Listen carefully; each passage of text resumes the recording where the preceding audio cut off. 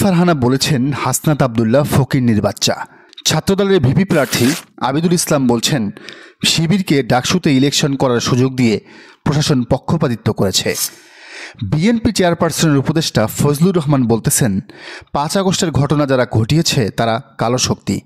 এখন এই উপরের ব্যক্তিদের নামগুলো মুছে দিন, তারপর ভাবুন তো এগুলো আওয়ামী লীগের বক্তব্য নাকি বিএনপির বক্তব্য। সত্যি বোঝার কোনো উপায় নেই।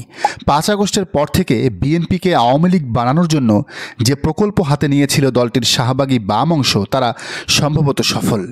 বিএনপির রাজনীতির বয়ান আর আওয়ামী লীগের বয়ান এখন একই। এরা আওয়ামী লীগের মতোই জামাত শিবিরকে রাজাকার ট্যাগ দিচ্ছে, আওয়ামী লীগের মতোই জুলাই বিপ্লবীদের কালো শক্তি ট্যাগ দিচ্ছে, শেখ হাসিনার মতো করেই যাকে তাকে ফকিন্নির বাচ্চা বলতেছে, রাজাকারের বাচ্চা বলতেছে।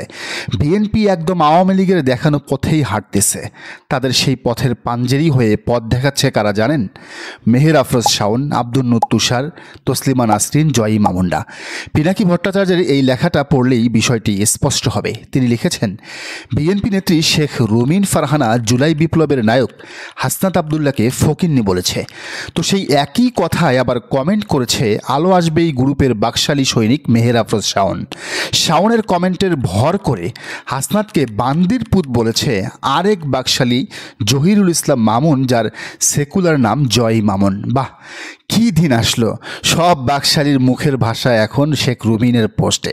বাংলাদেশে এখন কারা কোন দল করে আপনারাই মিলিয়ে নিন।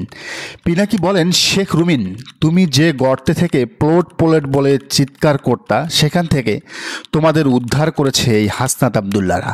তুমি এমন রাজনীতিবিদ যে বিএনপির আরেক গ্রুপের ভয়ে ব্রাহ্মণবাড়িয়ায় প্রবেশই করতে পারো না, আর আজ বাকশালীদের সাথে সুর মিলিয়ে হাসনাদের দিকে চোখ রাঙাও। পিনাকির দাবি শেখ রুমিনের মতো রাজনীতিবিদ 7 বার জন্ম নিলেও একজন হাসনাত আসিফ কিংবা সাদিক কায়েম হতে পারবে না। কিন্তু এই যে হাসনাতকে সবাই আদর করে ক্যাপ্টেন বাংলাদেশ ডাকে, বা রুমিন ফারহানার রেসিস্ট মন্তব্যের পর সবাই হাসনাতের জন্য আওয়াজ তুলল, এর মূল কারণ কিন্তু হাসনাতের 5 আগস্টের আগের ভূমিকা না। 5 আগস্টের আগে হাসনাত খুব বেশি লাইমলাইটে আসতে পারে নাই, বরং 5 আগস্টের পর থেকে গত 1 বছরে হাসনাতের আপোষহীন ভূমিকার জন্যই সবাই বিশ্বাস করে হাসনাত অন্তত এখনও জুলাইকে ধারণ করে। কোনো অন্যায় হাসনাতের দ্বারা সম্ভব না।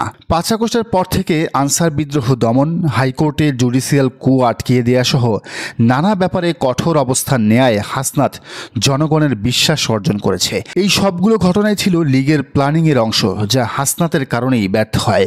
তাই সুযোগ পেলেই লীগের কালচারাল ফেসিস্টরা হাসনাতকে এক হাত নেয়। এই যেমন গতকাল রুমিনের পোস্টে জয়ী মামুন বা মেহের আফরোজ শাওন ইচ্ছে মতো হাসনাতকে গালি দিল। তো যেটা বলছিলাম, হাসনাত এখন পর্যন্ত গ্রেটস থাকার কারণ একটাই, গত 1 বছর হাসনাতকে কেনা যায় নাই। এনসিপির উচিত এই হাসনাতের রাজনীতিটাই করা।